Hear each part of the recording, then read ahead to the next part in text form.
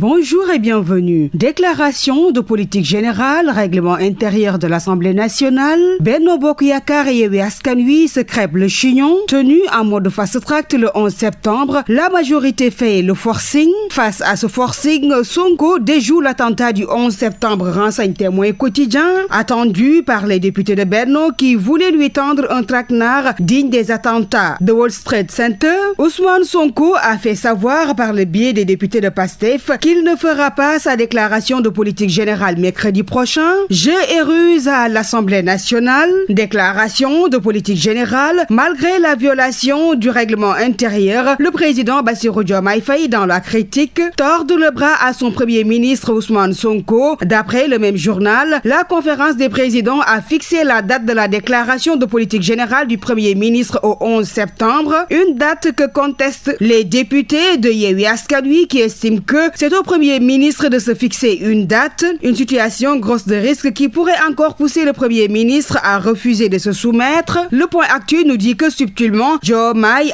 envoie Sonko à l'Assemblée nationale, respectant son engagement après la mise à jour du règlement intérieur de l'hémicycle. Polémique sur la tenue de la déclaration de politique générale. À chacun sa date, rapporte Walfadjri Quotidien. La conférence des présidents retient le 11 septembre, tandis que PASTEF annonce le 13. Fixation illégale de la date de la déclaration de politique générale le 11 septembre. La racaille parlementaire de Benno viole délibérément le règlement intérieur de l'Assemblée nationale, explique le quotidien Yor Yénikay. Illégalité à tout faire, s'exclame 24 heures pour sa part. Le Républicain, de son côté, nous parle d'une crise institutionnelle ou d'un choc entre légitimité et légalité. Pendant ce temps, Yewwi Askan Wi, dans Vox Populi, dénonce un banditisme institutionnel et un mépris de la loi. En tout cas, pour les Échos, c'est la revanche des députés de Benno. De Abdoul Mbow à Sonko, le Sénégal attend autre chose de vous que l'esquive. Crise institutionnelle au Sénégal, un peuple victime de sa classe politique, commente le quotidien Le Mandat. Et toujours en politique, Macky, Diomaye, Sonko, les points de rupture, titre l'Obs quotidien,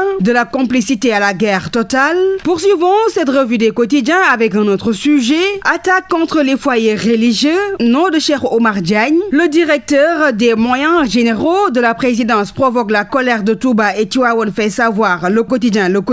D'ailleurs, des structures de talibés portent plainte contre Cheikh Omar Diagne. S'agissant des sorties confrériques de Cheikh Omar Diagne, la dépêche renseigne que la communauté mouride marche ce vendredi. La fatwa contre Cheikh Omar Diagne à la une du quotidien L'Indépendant. Dans un tout autre registre, coopération sino-africaine, le Sénégal réaffirme son attachement sous une grand panel. Île du Saloum, émigration clandestine. L'armée anéantit l'espoir de 62 candidats, 20 Sénégalais dont un passant, 29 Gambiens, 11 Guinéens de Conakry, un Bissau-Guinéen et un Malien interpellés. Terminons cette revue des quotidiens en sport. Football, Sénégal, Burkina Faso ce soir. Le Burkina, une équipe très difficile à affronter. Nous les craignons et nous les respectons, a déclaré le coach des Lions Alioune Cissé en conférence de presse d'avant-match. C'était tout pour la revue des titres. Merci de l'avoir suivi et très bonne lecture.